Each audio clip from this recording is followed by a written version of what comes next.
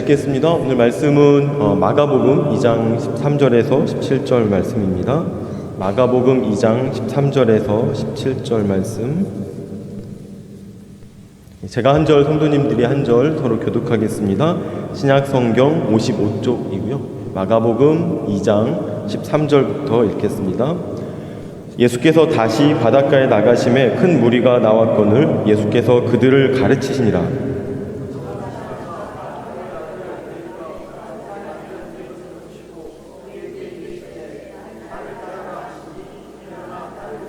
그의 집에 앉아 잡수실 때에 많은 세리와 죄인들이 예수와 그의 제자들과 함께 앉았으니 이는 그러한 사람들이 많이 있어서 예수를 따름이러라.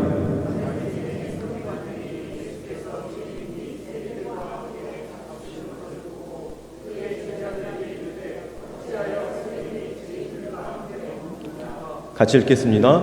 예수께서 들으시고 그들에게 이르시되 건강한 자에게는 의사가 쓸데없고 병든 자에게라야 쓸데있느니라. 나는 의인을 부르러 온 것이 아니요 죄인을 부르러 왔노라 하시니라. 아멘. 좀 시간이 많이 지났긴 했는데요. 우리 옆에 있는 분, 또 앞뒤 양옆에 있는 분 보시면서 인사 한번 하겠습니다. 식사하셨어요? 라고 한번 인사할게요. 네, 식사 맛있게 하셨죠? 네. 저도 오늘 우리 구본진 목사님께서 새로운 메뉴를 찾아서 배달을 시켜주셔서 우리 피신원 집사님하고 아주 맛있게 식사를 했습니다.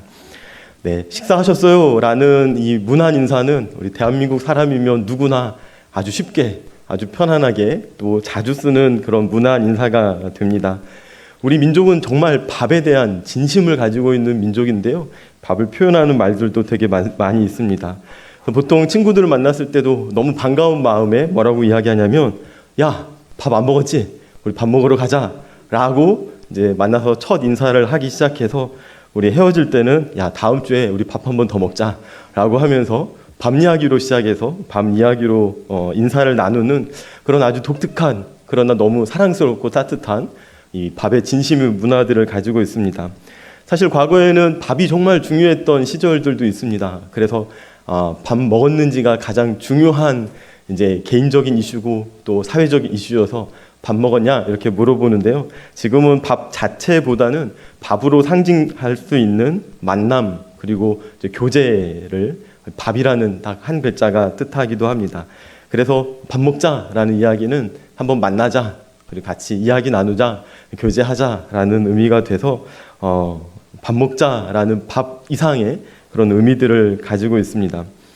국밥 하나를 놓고 서로 마주보면서 나누는 이야기가 중요하고요.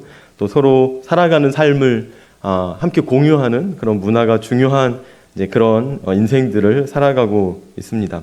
근데 비단 우리 민족뿐만 아니고요. 대한민국 사람뿐만 아니라 1세기의 이스라엘도 비슷했던 것 같습니다. 예수님이 살았던 이스라엘 상황으로 들어가 보면 역시 그 시대에도 특별히 로마의 식민 통치를 받으면서 먹고 사는 문제들이 참 힘들고 어려운 문제여서 밥 잘 먹는 게 시대적인 과제였던 그런 상황들을 말씀을 통해서 살펴볼 수가 있는데요. 오늘 그런 이야기가 딱 예수님의 제자를 부르시는 사건 속에 등장을 합니다. 예수님은 이스라엘 땅 북쪽 갈릴리 지역을 중심으로 해서 첫 사역을 시작하게 됩니다. 마가복음이 보여주는 예수님은 황소처럼 우직하게 일을 잘하시는 분으로 등장을 합니다. 마가복음은 예수님을 종으로 소개를 하고 있는데요. 하나님의 종이신 예수님께서 자신의 삶 전체를 들여서 사람들을 섬기는 일에 힘을 쓰셨습니다. 그래서 마가복음 10장 45절에서는 인자가 온 것은 섬김을 받으려 함이 아니요 도리어 섬기려 하고 자기 목숨을 많은 사람의 대속물로 주려 함이다 라고 말씀을 합니다. 자기를 섬기기 위해서 그리고 심지어는 자기 목숨을 대속물로 다른 사람들을 위한 대속물로 드리기까지 섬기기 위해서 오셨다라고 말씀을 하고 있습니다. 이 일 잘하시는 예수님께서 하신 일은 회당을 찾아가서 하나님의 나라를 가르치셨고요. 회당에서 귀신 들린 사람을 만나서 그 귀신을 내어 쫓아주셨고 열병에 걸린 베드로의 장모를 만나서 열병을 치료해 주셨고 나병 환자를 치료하시고 중풍병자를 낫게 하셨습니다. 그리고 그 중풍병자를 만난 자리에서는 죄 사함을 선포하면서 예수님이 죄를 사하시는 권세가 있고 그 죄를 사하시는 일을 하시는 하나님으로 자신을 온 세상에 알리게 되셨습니다. 그런데 예수님께서는 혼자 일하지 않으셨습니다. 우리 사람들과 함께 일을 하셨는데요. 예수님은 하나님이시기 때문에 인간의 한계를 경험하지 않으시고 그 한계를 뛰어넘어서 어떤 일이든지 홀로 하실 수 있는 전능하신 하나님이셨습니다. 우리 예수님에게는 어떤 조력자도 어떤 도우미도 그리고 어떤 동역자도 필요하지 않았습니다. 그럼에도 불구하고 우리 예수님께서는 홀로 일하지 않으시고 함께 일할 사람을 선택하시고 그리고 그들에게 자신의 일을 위임하시고 그리고 위임받은 사람들과 함께 동역하시기를 기뻐하셨습니다. 예수님은 자신의 연장된 팔로서 제자들을 선택을 하십니다. 이 제자라는 단어는 가르치다라는 단어하고 같은 어근을 가지고 있는데요. 하나님의 말씀, 예수님의 말씀을 잘 듣고 예수님의 가르침대로 잘 배운 사람이 예수님의 제자로서 예수님과 함께 동역할 수 있었습니다. 예수님께서는 세례를 받으시고 그리고 광야에 나와서 시험을 받으신 후에 공생의 사역을 본격적으로 시작하면서 가장 먼저 제자를 부르셨습니다. 갈릴리 해변을 지나가시다가 바닷가에서 시몬과 그의 형제 안드레를 봅니다. 그리고 바다에 금을 던지는 것을 보시고는 나를 따라오라, 내가 너희로 사람을 낚는 어부가 되게 하리라 라고 말씀을 하셨고요. 이 말씀, 이 초청을 받은 예수님의 두 청년들은 예수님을 따르기를 시작했습니다. 예수님의 첫 제자였고요. 조금 더 가다가 세베대의 아들 야고보와 그의 형제 요한을 만나게 됩니다.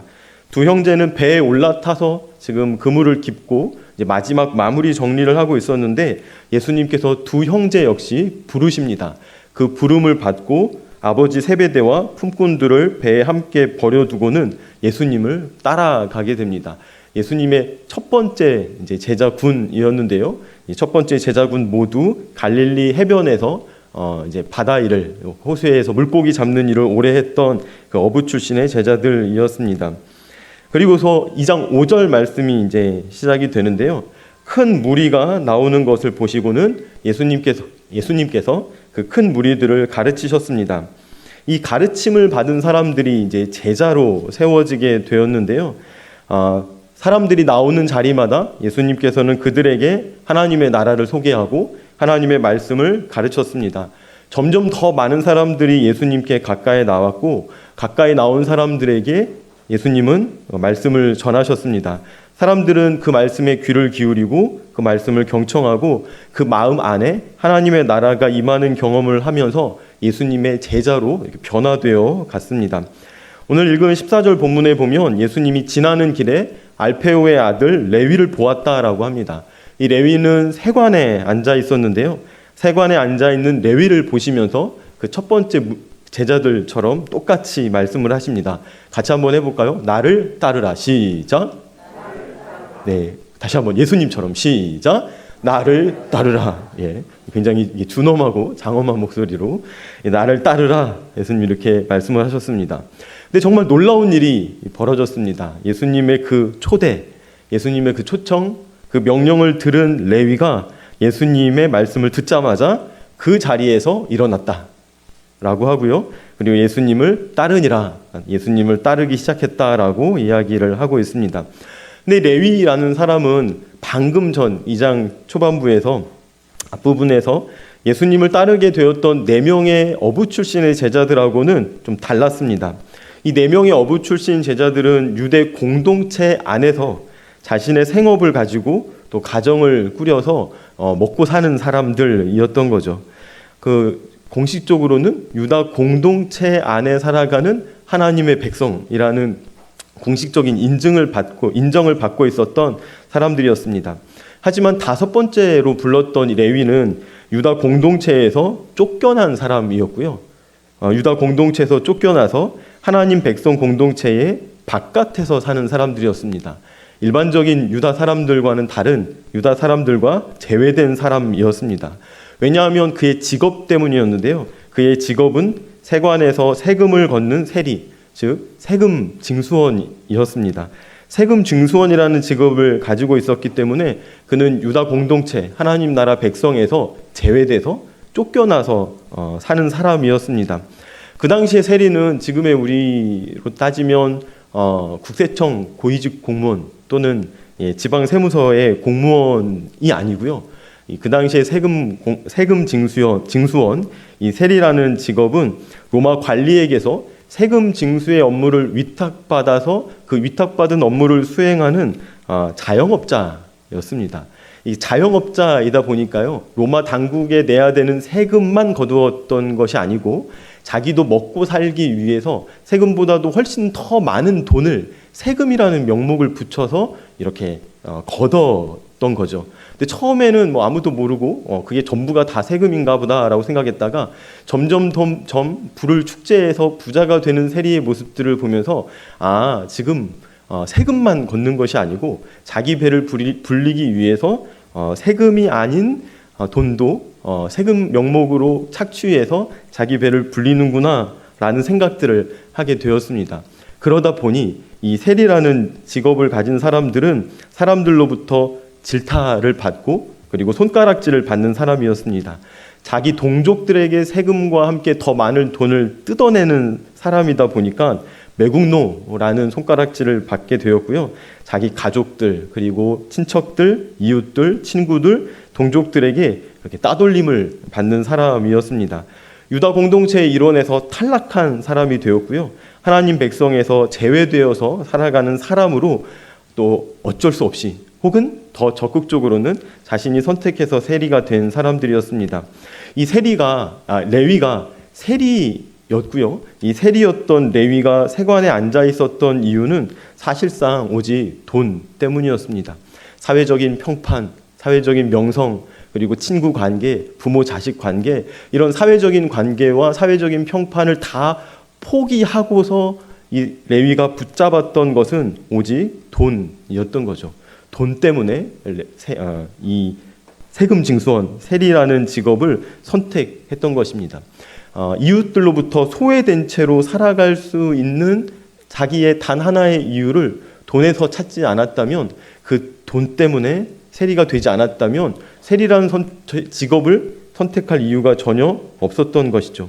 그런 자기 직업에 대한 고민과 자기 자리에 대한 고민, 그리고 자기 삶에 대한 고민들이 깊어가고 있었을 레위에게 아주 반가운 만남이 일어나게 되었던 것입니다. 예수님께서 그를 스쳐 지나가다가 그냥 지나가 버리지 않고 멈추어 서서 이 레위를 향해서 나를 따르라 라고 명령을 하신 것이죠. 그리고 그러자 자리를 떨치고 그 자리에서 일어나게 됩니다. 돈을 자기 인생의 최고의 가치로 생각하고 돈을 최고로 생각하고 있었던 이 레위가 그 돈을 포기하면서까지, 이 세리라는 직업을 포기하면서까지 예수님을 따를 수 있었던 이유가 그 세리 레위의 마음 안에 있었던 것입니다. 돈보다도 더 높은 수준의 가치를 추구하고 그 돈보다도 더 높은 차원의 새로운 가치들을 발견한 것이었죠. 돈보다 더 중요한 것이 있는데 저 사람이 누구인지 정확하게 알지는 못하지만 최근에 이 갈릴리 바다를 중심으로 해서 사람들에게 하나님에 대해서 새로 가르쳐주고, 그리고 수많은 기적과 이적들을 통해서 병도 고쳐주시고 장애도 회복시켜주시고 귀신도 내어 쫓아주시고 또 죄사함까지 선포하는 그 예수라는 사람이 돈보다도 훨씬 더 우월한 가치를 가지고 있는 분이 틀림없다라는 인식을, 새로운 자기 인식을 가지게 되었던 것입니다. 이런 자기 인식이 그 안에서 새롭게 생겨나게 되자 그를 부르시는 예수님을 보면서 네, 제가 주님을 따르겠습니다 라고 선택하게 되는 거죠. 그리고 그 결정대로 예수님의 제자로서 자신의 삶을 예수님께 내어드리게 됩니다. 굉장히 중요한 변화가 인격 전체에서 나오는 변화가 일어났던 것이죠. 그에게 있었던 굉장히 갈급함, 간절한 그 소망 하나가 예수님을 만난 순간 자신의 삶 전체를 바꾸어낼 수 있는 그런 힘으로 작용하게 되었던 것입니다. 사랑하는 우리 문정제일교회 성도 여러분, 여러분들의 손에 쥐고 있는 것들은 무엇입니까? 여러분의 손에 들려있는 것들은 무엇인가요? 여러분들이 양손에 꼭 쥐고 있는 것들은 무엇인가요? 마치 레위가 그러했던 것처럼 레위가 생각했던 돈과 같은 것, 레위가 추구했던 그 돈과 같은 것, 그래서 여러분들이 놓지 않고 포기하지 못하고 있는 것들은 무엇인가요? 그리고 더 나아가서 내가 이거 놓지 못하고 있는데 더 높은 수준의 가치, 더 새로운 차원의, 더 다른 차원의, 더 훌륭한, 더 나은 가치가 있다면 과감하게 놓아버리고 싶은, 그러나 지금은 놓지 못하지만 새로운 무엇인가, 더 나은 무엇인가가 찾아온다면, 발견한다면 놓고 싶은 것들은 무엇인지 오늘 말씀을 통해서 한번 생각해 보시면 좋겠습니다. 바로 그 순간 예수님께서는 레위를 찾아오셔서 제자로 부르셨던 것이죠.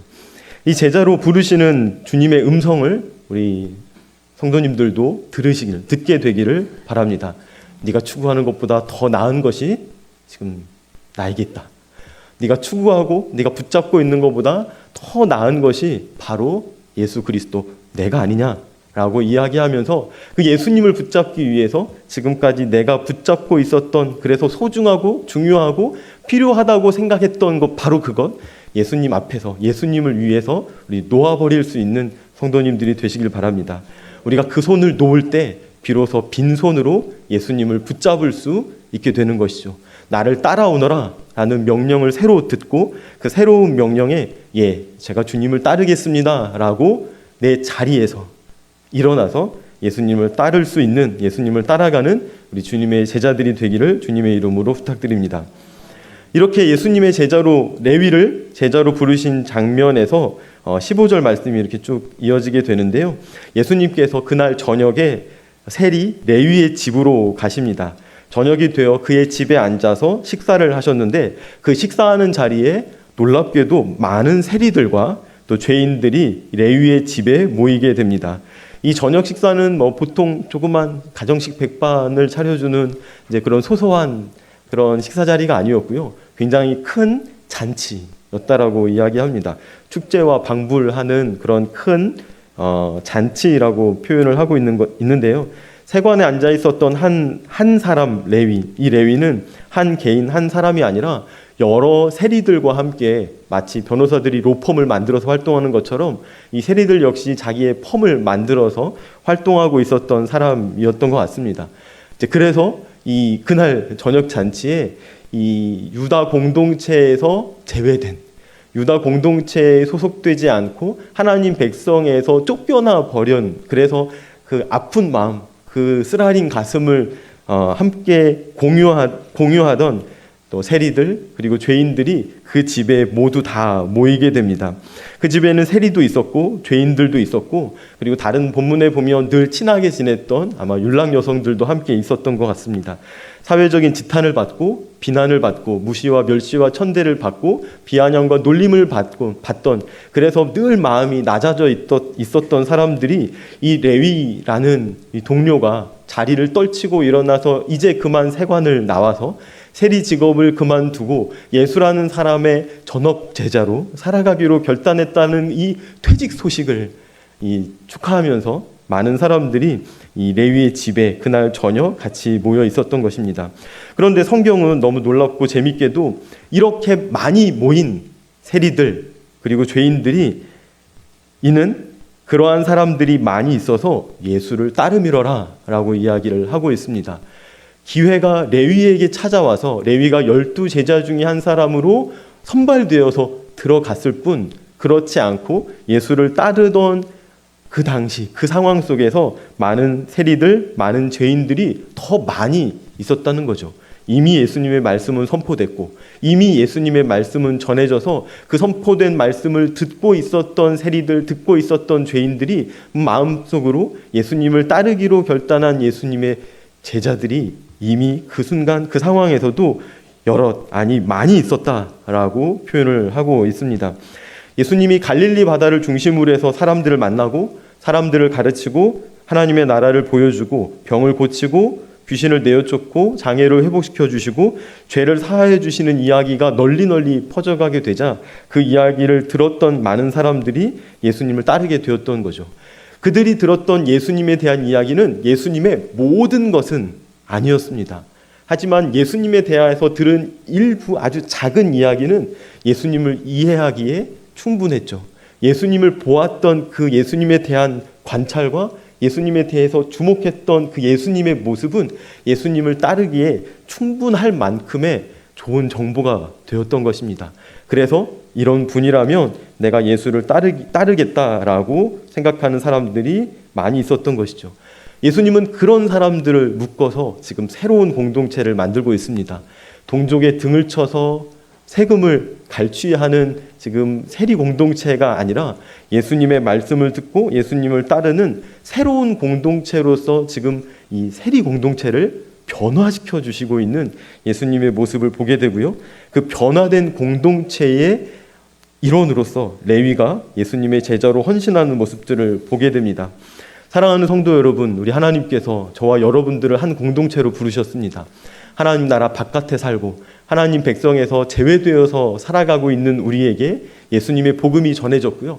예수님의 복음이 전해진 순간 이제는 하나님 나라 바깥 공동체에 버려진 사람들이 아니라 하나님 나라의 내부 일원이 되어서 한 믿음의 공동체로 살아가도록 하나님이 예수님을 통해서 우리를 부르셨음을 우리 기억하셨으면 좋겠습니다. 그리고 그런 우리를 보시면서 우리 주님은 한없이 기뻐하실 것입니다. 누가복음 15장 7절 말씀 혹시 같이 한번 읽을까요? 시작.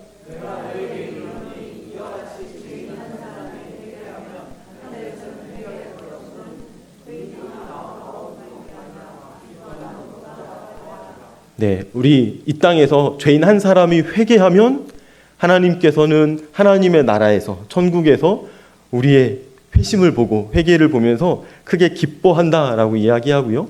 이 기쁨은 잔치로 표현이 돼서 하나님의 나라에서 하늘나라에서 기쁨의 잔치가 펼쳐진다라고 이야기를 합니다. 우리 옆에 계신 분들, 앞뒤에 계신 분들 보시면서 한 번 더 이렇게 인사하겠습니다. 축하합니다. 한 번 더요. 축하합니다. 꼴이 나셨습니다. 시작. 축하합니다. 꼴이 나셨습니다. 그 나라에 들어가셨습니다. 우리 예수님께서 이 죄인들, 세리들, 버림받은 사람들과 함께 식사하면서 그 식탁 공동체를 나누면서 새로운 하나님 나라 백성, 하나님 나라의 공동체들을 새로 만들어 주셨습니다. 근데 이 장면을 보면서 굉장히 못마땅해하는 사람들이 있었습니다.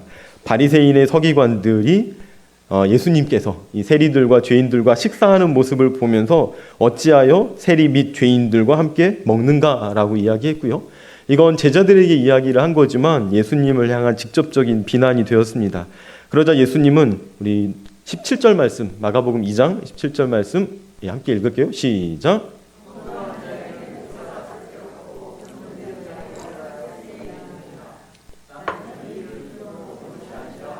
죄인을 부르러 왔노라. 아멘. 그래서 예수님께서는 이 바리새인의 서기관들에게 건강한 자에게는 의사가 쓸데없고 병든 자에게라야 쓸데있느니라. 나는 의인을 부르러 온 것이 아니라 죄인을 부르러 왔노라라고 이야기를 하고 있습니다. 이 비난하는 사람들을 대상으로 예수님이 자기 정체성을 의사라고 말씀을 하십니다. 나는 의사로 이 땅에 온 거야 라고 하시면서 의사는 누구에게 필요하냐면 병든 자, 환자에게 필요하고 병들지 않은 사람, 건강한 사람에겐 필요하지 않아 라고 예수님이 이야기를 하시죠. 그리고 나는 의인을 부르러 온 것이 아니라 죄인을 부르러 온 거야 라고 자기 자신을 소개하게 됩니다. 이 순간 서기관들은 어떻게 생각했을까요? 내가 죄인이야, 나는 병들었어, 나는 환자야 라고 생각해야 예수님이 필요한 겁니다. 하지만 이 서기관은 나는 병자도 아니고 환자도 아니고 나는 아프지도 않고 나는 의인인데 예수님이 필요하지 않아 라고 이야기를 한 거죠. 그러면서 이 이야기를 듣고 있는 이 세리들에 대해서, 죄인들에 대해서 예수님이 이야기하시기를 그들은 스스로를 병든 자라고 생각하고 있어, 스스로를 환자라고 생각하고 있어, 스스로 죄인이라고 생각하고 있어. 그래서 그 가난한 마음, 그 낮은 마음에 내가 절실하게 필요한 거야. 나는 그들을 위해서 온 거야 라고 말씀을 하시는 거죠. 그래서 세리를 만나고 죄인들을 만나고 그 세리 중에 한 사람인 레위를 대표격으로 예수님 제자로 삼아서 나는 그와 함께 일한다 라고 이 바리새인들에 대해서 서기관들에 대해서 예수님께서 이야기를 하시고 있습니다. 예수님이 이 땅에 오셔서 이 대학병원에 6개월 기다려야 겨우 만날 수 있는 아주 유능한 의사 한 분으로 오신 것이 아니고요. 늘 왕진 가방을 들고 다니면서 연약한 사람들, 그래서 아픈 사람들, 또 고난당하는 사람들, 그래서 치유와 회복이 필요한 사람들, 그리고 고침과 나음이 필요한 사람들 사이를 찾아다니는 예수님이 그런 의사로 이 땅에 오셨다라고 이야기합니다. 이렇게 오신 예수님은 사람들을 만나서 온전함으로 회복될 수 있도록, 회복할 수 있도록 예수님 도우시고 그 회복의 역사들을 일으켜 주셨습니다. 그래서 예수님이 늘 찾아다닌 사람이 바로 세리였고 죄인이었고요. 예수님이 늘 만났던 사람은 병든 사람들, 장애를 가진 사람들, 귀신 들린 사람들, 그리고 도움이 필요한 사람들을 찾아다니고 그들 사이에 다니시고 그들 곁에 서서 그들의 친구가 되어주셨던 것입니다. 마태복음 11장 19절은 자막 안 돼 있는데요. 제가 읽으면 인자는 와서 먹고 마시매 말하기를 보라 먹기를 탐하고 포도주를 즐기는 사람이요 세리와 죄인의 친구로다라고 이야기를 합니다. 예수님께서 이 땅에 오셔서 이런 놀림과 좀 비난을 받으셨습니다. 그는 먹기를 탐하고 포도주를 즐기는 사람이다 라고 이야기를 들었는데요. 예수님 아주 적극적으로 세리와 죄인의 친구로 사셨던 우리 주님의 모습들을 말씀을 통해서 우리는 자세히 살펴볼 수가 있습니다. 예수님이 의사로 오셨고요. 예수님이 친구로 오셨다라고 말씀을 하고 있습니다. 우리가 좋은 것, 그리고 필요한 것, 자랑할 만한 것, 부러움을 살 만한 것을 붙잡고 살아갑니다. 우리는 자연스러운 삶의 모습이죠. 그럴 필요도 있습니다. 좋은 것 추구하고 또 필요한 것 늘 구하고 자랑할 만한 것 이제 자랑하고 또 부러움 살 만한 것 가지고 사는 인생이 우리에게 주어진 또 소소한 인생의 행복일 겁니다. 그러나 이런 것들 추구하다 보면 마음 한켠에 스스로 해결할 수 없는 인생의 텅 빈 듯한 빈자리들을 느끼게 되죠. 그 빈자리를 채워줄 수 있는 유일한 분이 바로 우리 예수님이라고 이야기를 합니다. 예수님 우리에게 나를 따르라 라고 부르시고 초대하실 때 우리가 마음 문을 열고 예수님을 우리의 주인으로 영접하는 성도님들이 되기를 바랍니다. 그렇게 주인으로 우리 마음속에 들어오신 예수님은요, 의사가 되어서 우리의 연약함들을 고쳐주시고 친구가 되어서 우리 곁에서 먹고 마시고 교제하시면서 예수님께서 나의 삶 전체를 회복시켜 가십니다. 우리가 예수님께 나의 삶 전체를 위탁하며 살아가게 될 때 우리는 점점점 우리 안에서부터 풍성한 그런 결실을 누릴 수 있는 사람으로 성장해 가고 성숙해 가게 되죠. 오늘 부흥회를 통해서 우리는 이 표현을 내 안에 계신 예수님으로 인해서 풍성한 삶을 살아가는 삶을 성령 충만이라고 배웠습니다. 의사이신 예수님께서 주시는 우리 내면의 성령 충만, 친구이신 예수님께서 찾아와서 함께 먹고 마시며 교제하는 친구로서 우리에게 허락해 주시는 그런 성령의 충만함들, 우리가 예수님께 나의 삶 전체를 위탁하여 내어 맡겨 드림으로 나를 책임져 주시는 그 하나님의 그 성령의 충만한 그 일하심을 우리 내면에서부터 경험하고 우리가 바깥으로 확장해서 풍성한 열매 맺는 성도님들이 되시기를 주님의 이름으로 축원합니다. 기도하겠습니다. 하나님 참 고맙습니다. 우리 예수님께서 우리